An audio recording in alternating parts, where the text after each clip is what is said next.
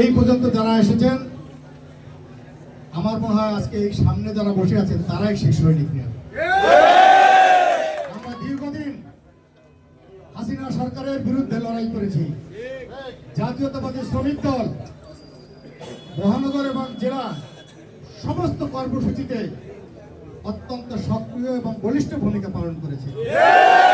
এজন্য যেহেতু একত্রে এরকম জেলা এবং মহানগর শ্রমিক দল নিয়ে বসা হয়নি, বরিশাল জেলা বিএনপির পক্ষ থেকে আপনাদের সকল শ্রমিক দলের ভাইদেরকে শুভেচ্ছা ও অভিনন্দন জানাচ্ছি। 17 বছর আমরা কেন লড়াই করেছিলাম?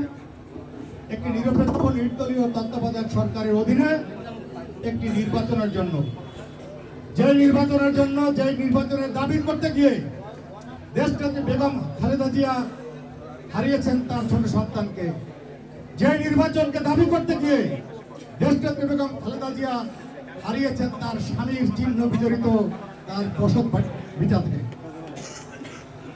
যেই দাবি আদায়ের লক্ষ্যে দেশনেত্রী বেগম খালেদা জিয়া দীর্ঘদিন পর্যন্ত অন্যায়ভাবে কারাগারে অন্তরীণ ছিলেন, যেই কারণে দেশনায়ক জনাব তারেক রহমানকে বাংলাদেশ থেকে বিতাড়িত করে তাকে পঙ্গুত্ব বরণ করিয়ে বাংলাদেশ থেকে বিতরণ করা হয়েছে।